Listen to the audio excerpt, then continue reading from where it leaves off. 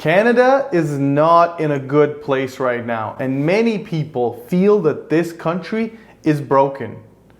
As a matter of fact, 2/3 of Canadians feel this way currently. It's January 2024 and inflation is still running hot. People are struggling.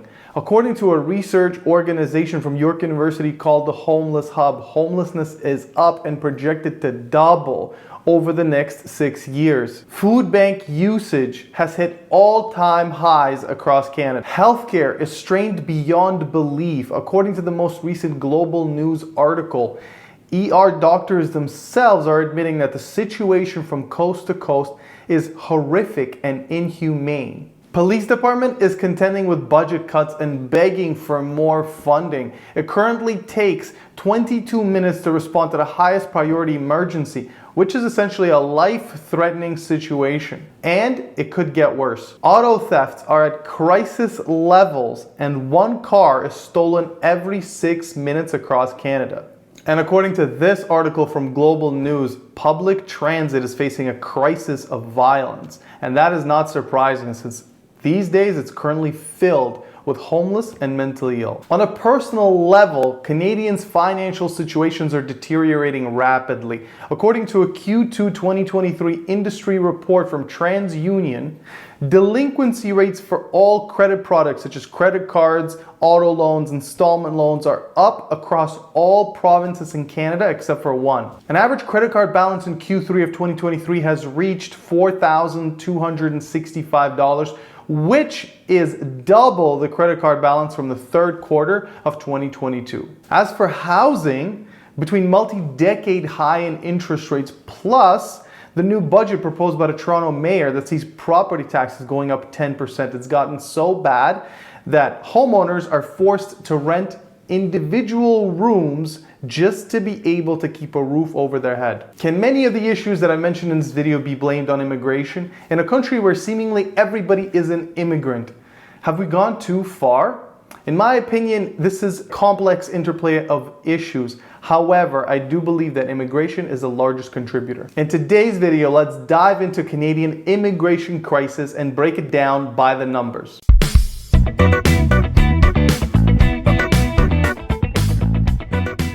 So there are two groups of people that are admitted into Canada: permanent residents and non-permanent residents. Historically, since the year 2000, Canada has been letting in 250,000 permanent residents per year on average.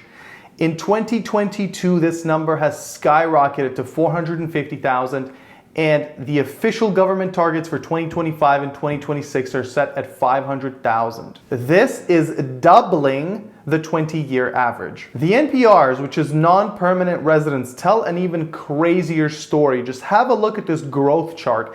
It's literally looking like a meme stock, for those of you that are familiar with stock trading. Look at this absolutely ridiculous explosion from 2022 to 2023. We are currently quadrupling the 5-year average in terms of NPR admissions. International students, which is a major component of non-permanent resident admissions, are constantly going up. Why? Well, because Canadian universities need them. According to an article from January 2024, Canadian universities are facing huge funding shortfalls.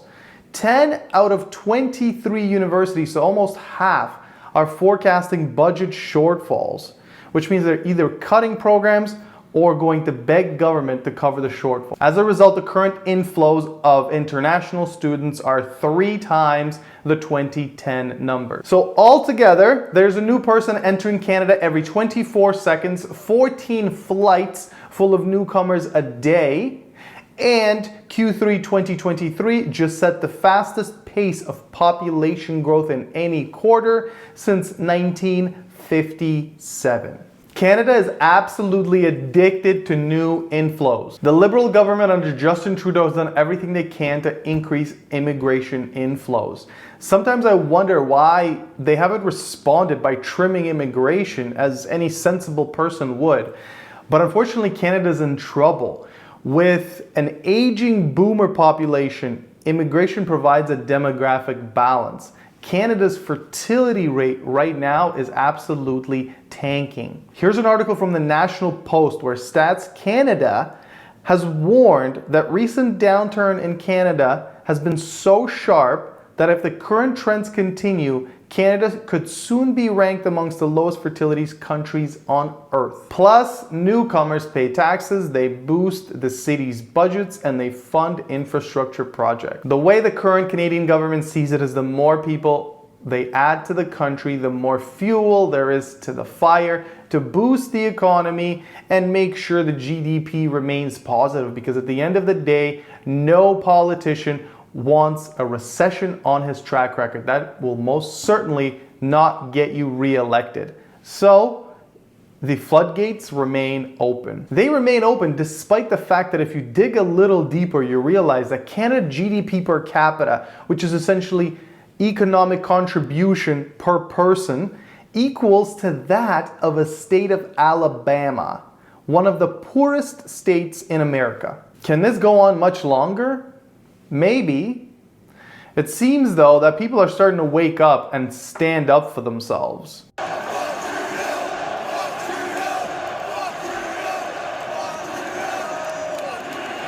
Emboldened by the largest issue of all, which is housing. Rents nationally in Canada have jumped 22% in 2 years. For reference, an average one-bedroom in Toronto now costs $2,500 and an average two-bedroom costs $3,300 a month to rent. Owning a home is a dream that many will not be lucky enough to realize. An average home in the GTA currently costs $1,080,000, and even with the interest rates at 20-year highs, these prices are only down 18% from their absolute peak in February of 2022. We are still sitting at 23% higher than pre-COVID levels. This is with interest rates as high as they are. Population explosion is absolutely preventing these prices from coming down more. This year, I'm already personally seeing multiple offers on single-family homes after we saw the slightest of declines in fixed interest rates.